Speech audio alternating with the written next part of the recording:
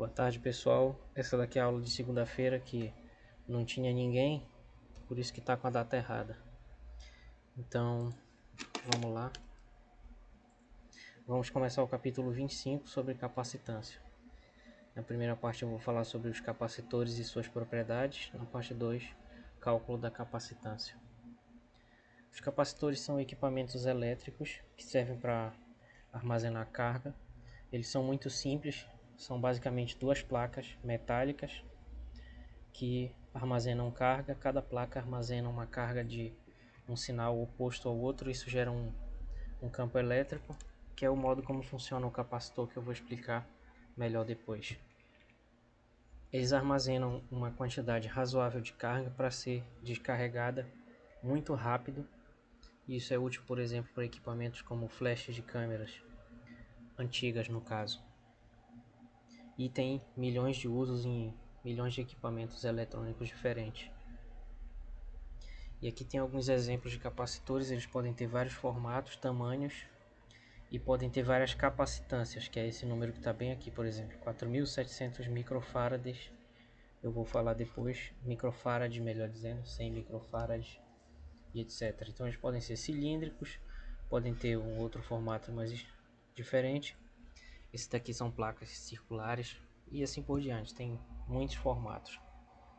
E ele é representado num circuito desse jeito aqui, tá? E em algumas aplicações existem capacitores polarizados, que são representados desse outro jeito aqui, mas a gente não vai lidar com isso nessa disciplina introdutória. Então o campo elétrico de um capacitor é aproximadamente uniforme, porque de um lado tem uma placa que vai estar carregada positivamente e do outro outra placa que vai estar carregada negativamente. As duas vão ter em módulo a mesma carga, mas vão ter sinais opostos. Uma é positiva, a outra é negativa. E nós já estudamos essa configuração aqui lá no início do curso. Então isso vai fazer com que aqui no meio o campo seja aproximadamente uniforme, ou seja, ele tenha os mesmos valores aqui em qualquer ponto aproximadamente. E com essa aproximação nós vamos estudar várias propriedades dos capacitores. O mais simples que a gente pode imaginar é o capacitor de placas paralelas. Então ele é formado de duas placas, obviamente paralelas, que tem a mesma área A. Não interessa muito o formato, mas aqui a gente está considerando retângulos, mas ela vai ter uma área A. As placas estão separadas por uma distância D, e entre as duas placas vai existir uma diferença de potencial V, que é devida justamente ao fato de que uma possui uma carga mais Q e a outra uma carga menos Q. Então as placas condutoras ficam isoladas entre si por um material dielétrico, para que a carga das placas não escorra de uma para a outra. Elas ficam isoladas uma da outra. Tá? Por quê? Porque se uma placa é positiva e a outra é negativa, se a gente não colocar nada aqui, elas vão se atrair. Quando elas se atraírem, elas vão se tocar. Isso vai fazer com que a carga das duas passe a ser zero, porque elas vão atingir o equilíbrio eletrostático. As cargas vão se distribuir. Então, para que o capacitor funcione do jeito que tem que funcionar, as placas precisam ficar isoladas uma da outra. E para isso acontecer, os capacitores são construídos com um material dielétrico entre as duas placas.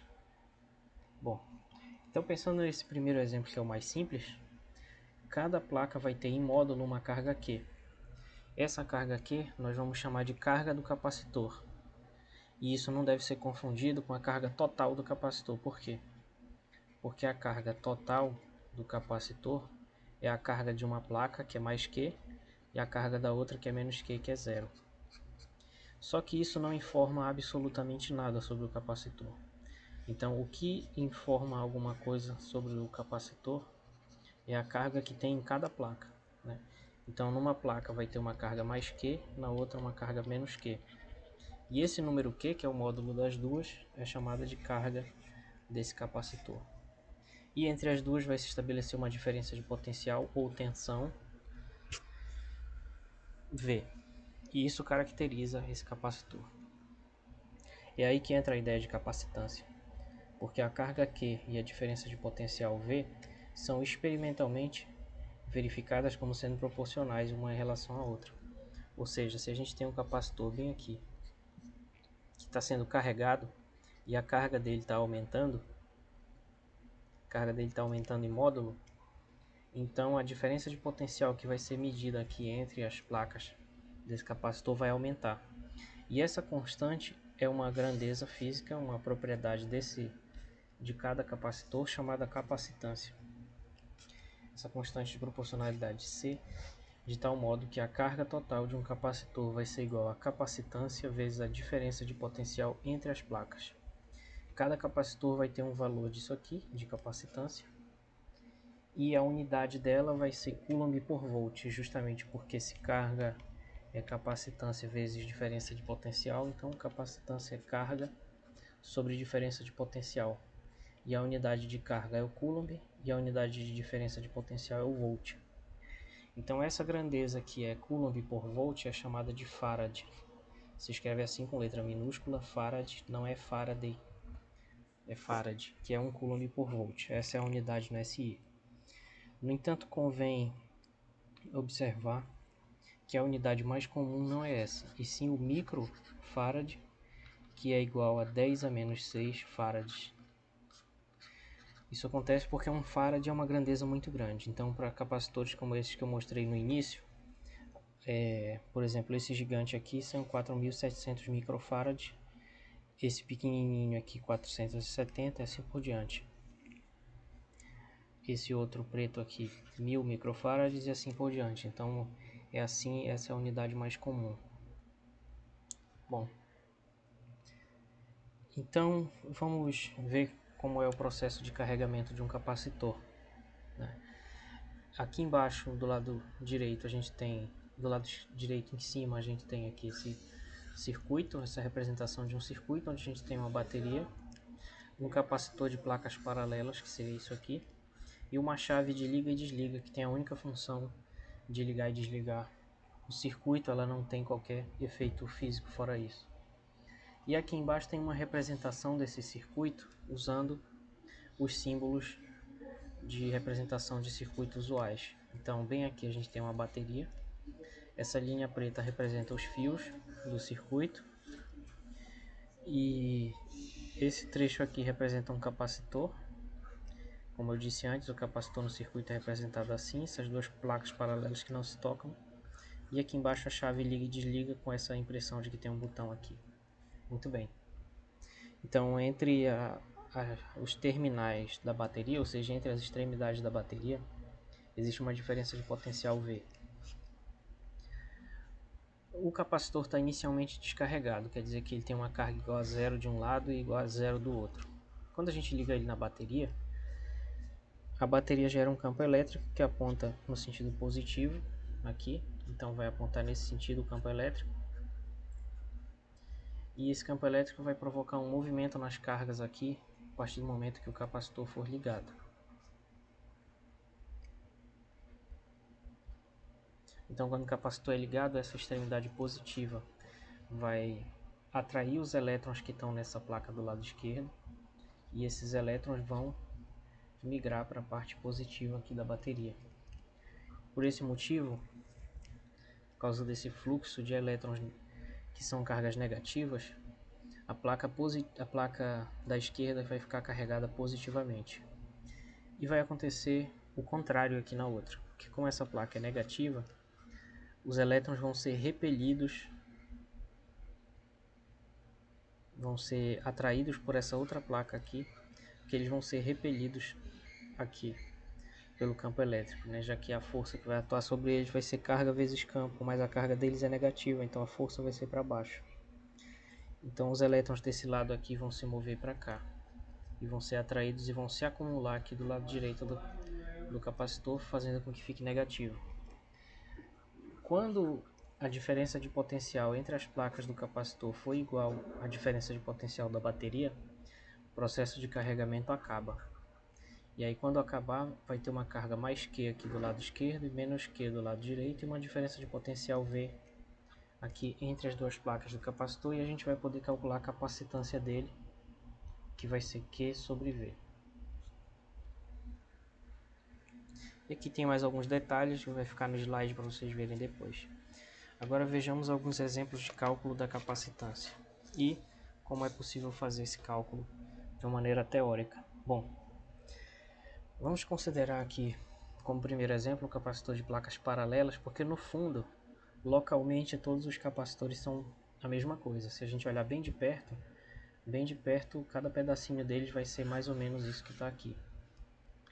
Então, olhando aqui para essa figura, a gente percebe que tem uma placa positiva e uma negativa.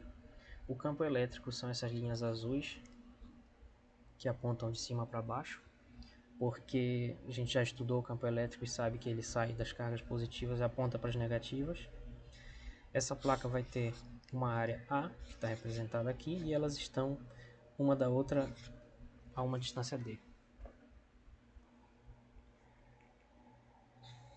Então, o que nós vamos fazer aqui é o seguinte: primeiro passo, anotar a carga do capacitor, que mesmo que a gente não saiba teoricamente qual é, a gente vai anotar aqui porque a gente está buscando uma fórmula geral para capacitância de alguns exemplos.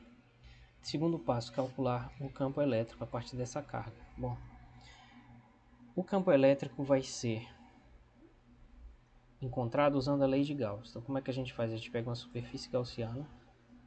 Se a gente pegar uma superfície gaussiana em torno de todo o capacitor, o campo elétrico vai dar errado, vai dar zero. Porque o que nos interessa é o campo aqui dentro, não o campo lá fora gerado por isso tudo.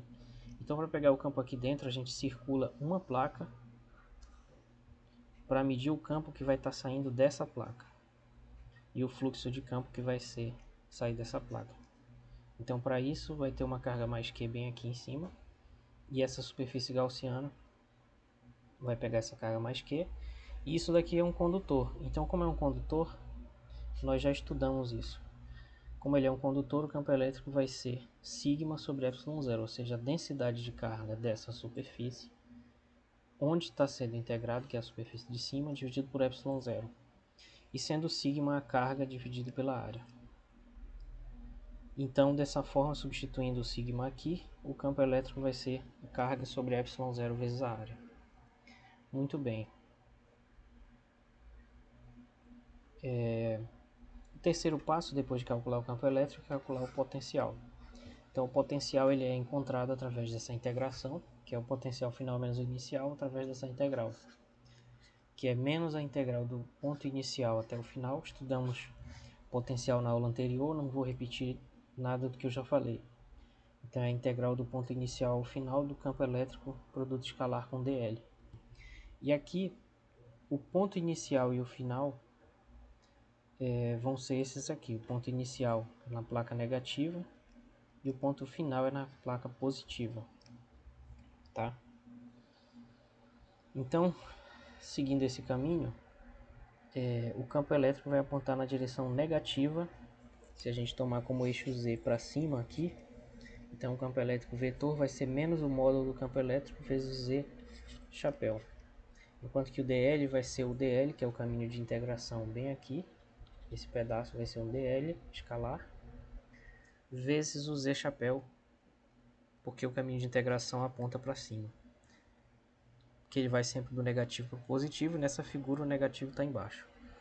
Então, fazendo esse produto escalar E escalar dl, fica esse vetor aqui, menos E, Z chapéu, vezes esse vetor aqui, vezes não, produto escalar, né? E no final das contas fica menos E dl. Substituindo aqui nessa fórmula de cima, fica V igual a menos a integral de I até F, sendo I a placa negativa e F a placa positiva. E aí cancela esse menos da fórmula com esse menos do produto escalar. E aí o potencial fica a integral de menos até mais de dl. Bom, então resumindo, né, o primeiro passo é calcular a carga do capacitor, ou anotar ela, ou medir. Segundo passo, perceber que o campo elétrico é carga sobre ε0 vezes a área do capacitor, onde estão as cargas positivas, porque foi como a gente construiu a fórmula.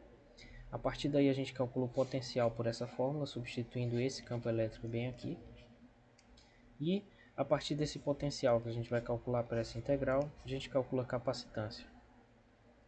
Então a capacitância vai ser carga sobre potencial, por quê? Por causa da definição de capacitância que é essa, né? Então, acabei de falar. Bom, perceba uma coisa importante aqui, que é o seguinte: a capacitância C depende da geometria do capacitor, ou seja, do formato e tamanho das suas placas. Então, além de haver uma questão que nós podemos discutir depois, que é relacionado ao dielétrico que está entre as placas.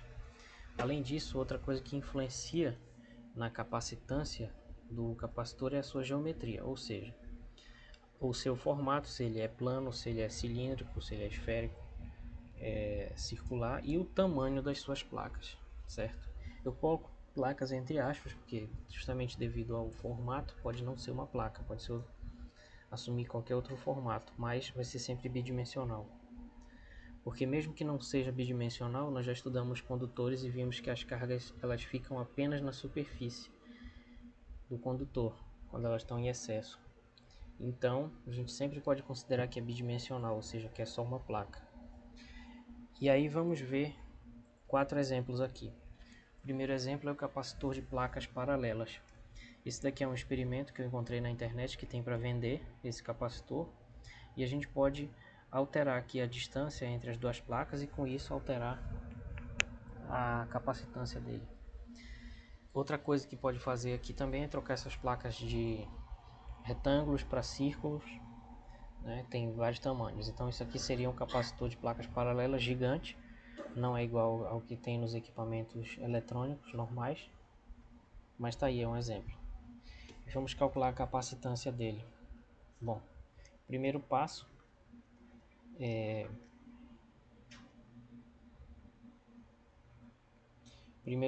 anotar a carga dele, a carga é Q, tá? Vamos dizer que Q seja a carga dele. Segundo passo, calcular o campo elétrico. O campo elétrico vai ser carga sobre ε0 vezes a área, que vai ser uma constante. Nos próximos exemplos, essa área vai depender, ela vai variar de acordo com algumas grandezas.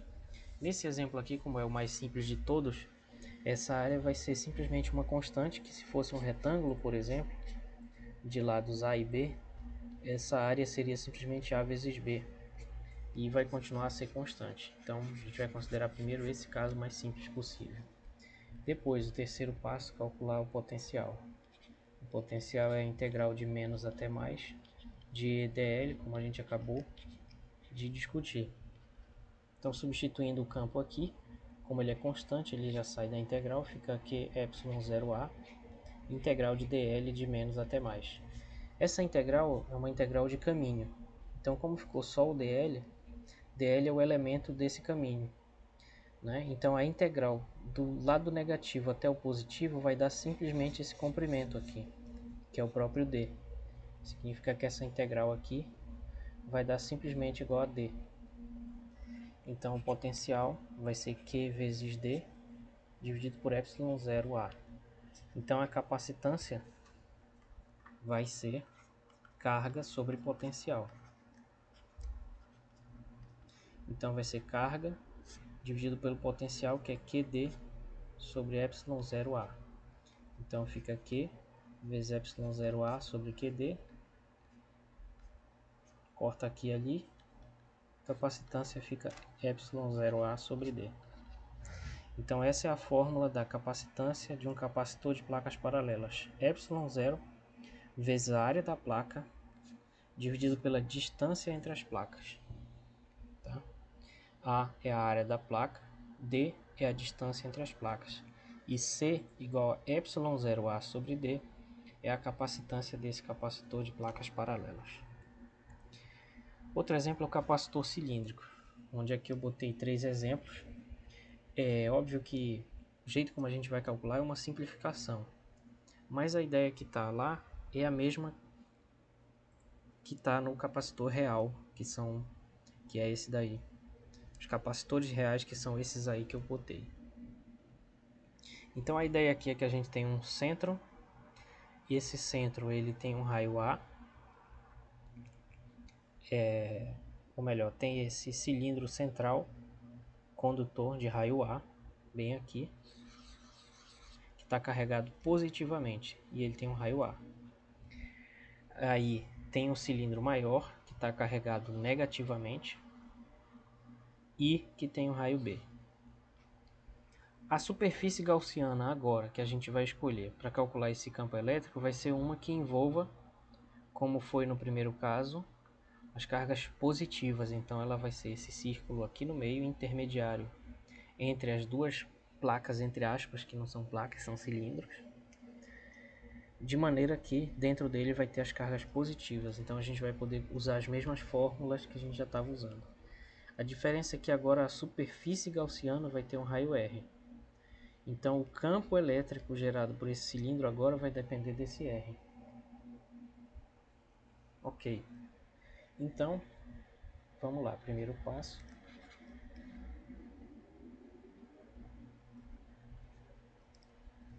E a gente anota a carga dele. Vamos dizer que ele tem uma carga Q. Se a gente medir em laboratório, a gente vai saber quanto é essa carga. Depois, calcular o campo como sendo a carga dividido por ε0 vezes a área. Tá? E aqui é que entra a dependência do R e a questão da geometria que eu falei. Essa área é a área da superfície gaussiana. Tá? Então, sendo assim,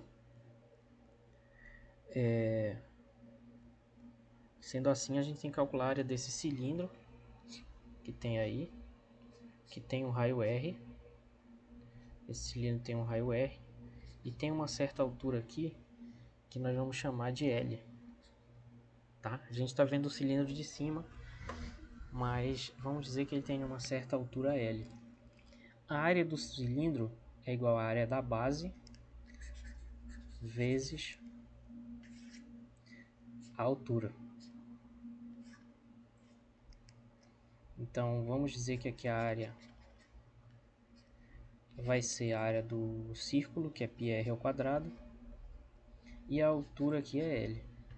Então a superfície lateral é como se a gente pudesse recortar o cilindro e esticar aqui. Então ele vai ter uma altura L e vai ter um comprimento. Eu errei aqui, não interessa a área na verdade. O que interessa é o comprimento da base aqui. O comprimento dessa base toda, que vai ser 2π vezes R. Então essa área vai ser base vezes a altura, vai ser 2πr vezes L. Então o campo elétrico vai ser Q dividido por 2π ε0 R vezes L. E a partir daí o terceiro passo é calcular o potencial, que é a integral de menos até mais de E dl. Então vai ser Q sobre 2π ε0L, substituindo o campo aqui, vezes a integral de menos até mais de dl sobre R. E aqui o dl, como a gente viu no primeiro caso, é a integração da placa positiva, da placa negativa até a positiva, né? Então essa integral ela vai ser de um raio igual ao raio maior, que é o B, que está desenhado bem aqui. Essa integral vai ser de B até o raio menor, que vai ser A. E o próprio dl agora vai ser menos dr, porque justamente o R é positivo saindo do raio, do centro para a borda, mas a gente vai integrar da placa negativa para positiva, então o dl vai ser negativo.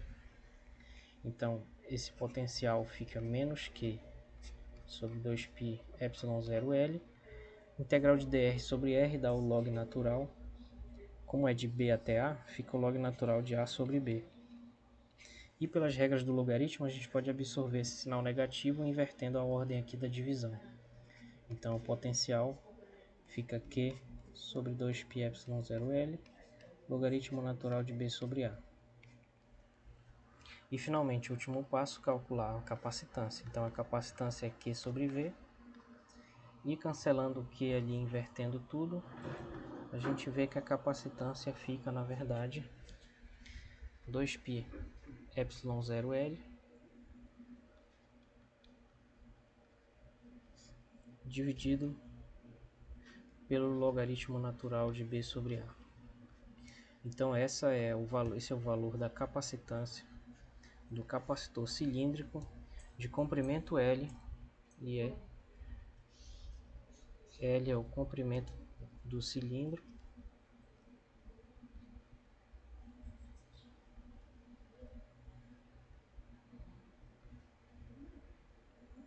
e o A e o B são autoexplicativos porque estão aí na figura. Então A é o raio menor e B é o raio maior.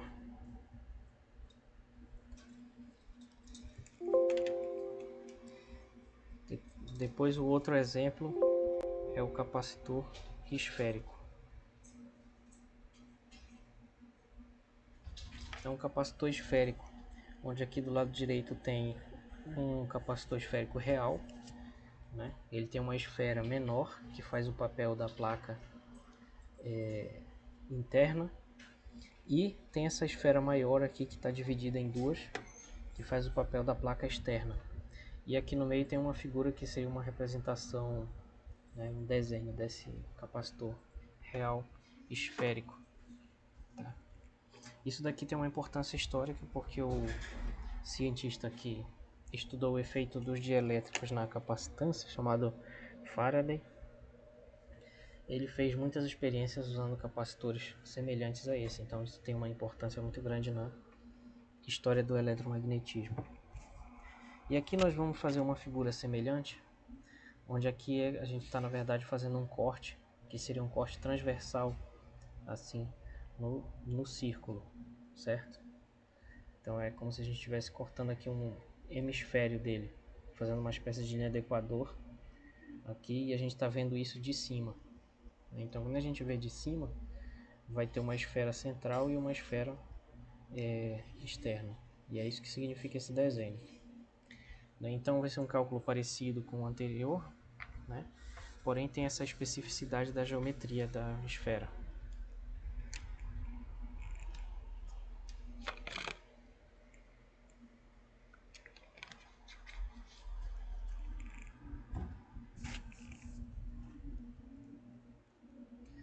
Ok, então primeiro passo, como sempre, é medir a carga do capacitor, vamos dizer que seja Q.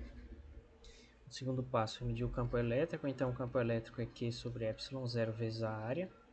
Nesse caso vai ser a área de uma esfera, apesar da figura ser a mesma do caso cilíndrico,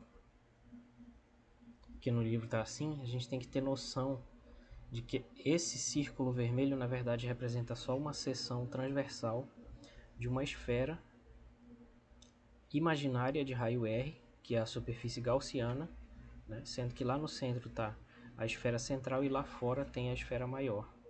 Tá? Então esse é uma superfície gaussiana apenas de raio R.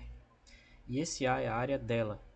Então a área de uma esfera de raio R é uma fórmula pronta, é 4/3 de π vezes o raio ao cubo. Não, esse é o volume.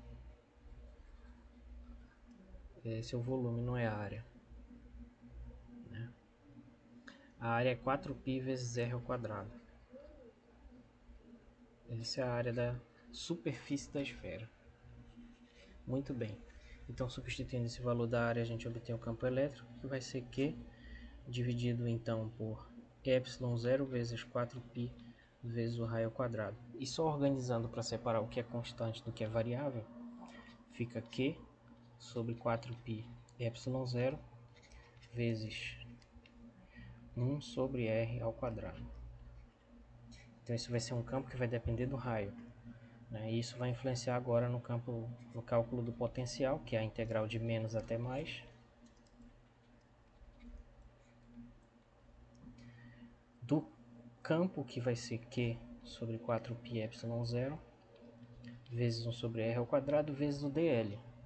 E pelo mesmo motivo anterior, esse dl vai ser igual a menos dr, porque o caminho vem da placa negativa para a placa positiva, que é o sentido oposto do sentido positivo do raio nas coordenadas esféricas, que implicitamente nós estamos adotando coordenadas esféricas. Então fica menos Q sobre 4π ε0 vezes a integral do menos até o mais. Só que o menos significa a esfera de raio B, que é a esfera negativa, então é a integral de B, até o raio mais, que na verdade é A. Então fica isso tudo dr sobre r ao quadrado, que é igual a essa constante, vezes a integral de B até A, de r a menos 2 dr. E essa integral é uma integral do tipo r elevado a n, que é uma integral imediata tabelada, que dá r elevado a n mais 1 sobre n mais 1. Tem mais uma constante, mas como é uma integral definida, essa constante não influencia em nada no cálculo. Então, nesse caso, n, no nosso exemplo aqui, é menos 2, no caso. E sendo menos 2, vai ficar menos 2 mais 1, que é menos 1, dividido por menos 1. Então, fica menos q sobre 4πε0 integral, aqui já foi resolvida, não precisa escrever de novo, de r a menos 1, dividido por menos 1, ido de b até a.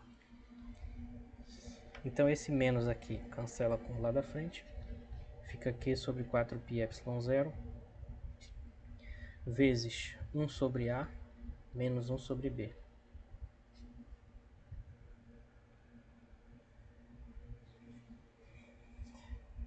E a partir desse potencial, a gente pode calcular o campo elétrico, que é o quarto e último passo. Aliás, calcular a capacitância, que vai ser carga dividido pelo potencial. Então, vai ser carga dividido por esse potencial, que é Q sobre 4πε0 vezes 1 sobre A menos 1 sobre B, que é uma soma de frações que a gente pode multiplicar cruzado aqui e escrever como sendo, na verdade, B menos A sobre A vezes B. E eu vou fazer isso agora. Então, cancelando aqui a carga com a carga e ajeitando a fração, fica C igual a 4πε0 AB dividido por B menos A. Então, essa é a fórmula da capacitância de um capacitor esférico quando o raio interno é A e o raio externo é B. Aí aqui vocês podem perceber aquilo que eu falei ainda agora, antes dessa segunda parte da aula, que a capacitância só depende da geometria. Então, o que dizer isso? A gente está vendo vários exemplos em que o capacitor de placas planas, o cilindro e a esfera dão fórmulas diferentes justamente porque o formato vai influenciar no cálculo. E o raio desses cilindros interno e externo, ou das esferas interna e externa, ou a distância entre as placas, no caso do plano, é que entra na fórmula. Então a capacitância ela vai depender justamente disso. Como caso limite do capacitor esférico, a gente tem a chamada esfera isolada.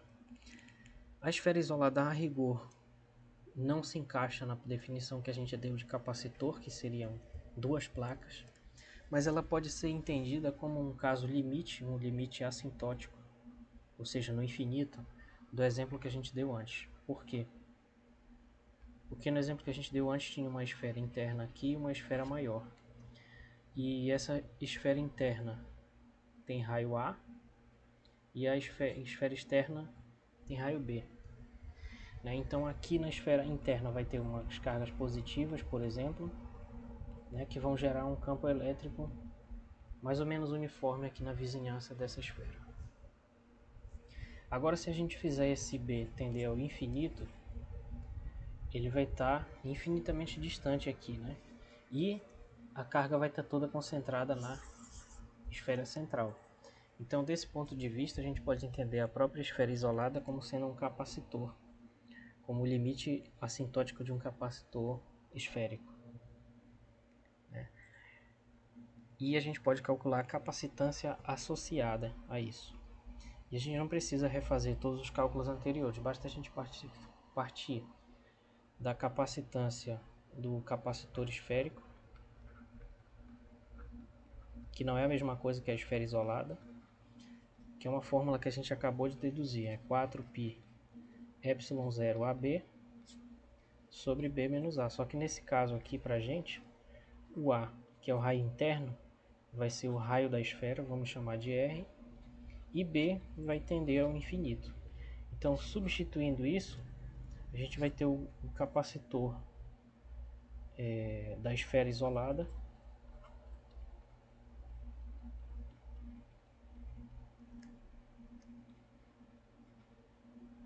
que vai ser o limite quando B tende ao infinito dessa capacitância lá em cima. Então vamos escrever ela como sendo 4πε0, onde o A agora é o raio, e a gente vai colocar o B em evidência em cima e embaixo. Colocando embaixo fica 1 menos A sobre B vezes B, e a gente vai poder cortar esse B aqui e calcular esse limite. Então, calculando esse limite quando B tende ao infinito, vamos só fazer uma observação aqui do lado. Isso aqui é uma questão de cálculo 1, né? Então aqui em cima não tem B, o limite é constante, mas embaixo vai ficar o limite de 1 menos A sobre B, quando B tende ao infinito. Então quando B tende ao infinito, esse termo tende a zero e o limite vai dar só o primeiro termo, que é 1. Então isso dá um limite igual a 1. Significa que o denominador embaixo dá 1 e, portanto, a capacitância da esfera isolada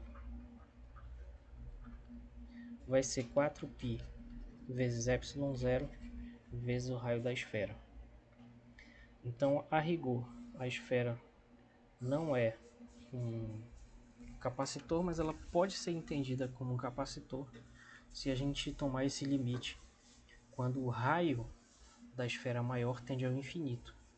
Significa que ela seria uma espécie de caso particular do exemplo 3. E desse ponto de vista, se ela for entendida como um capacitor, a capacitância associada a ela vai ser 4πε0 vezes o seu raio, ok? Então com isso a gente conclui a aula de hoje e a gente continua na sexta-feira.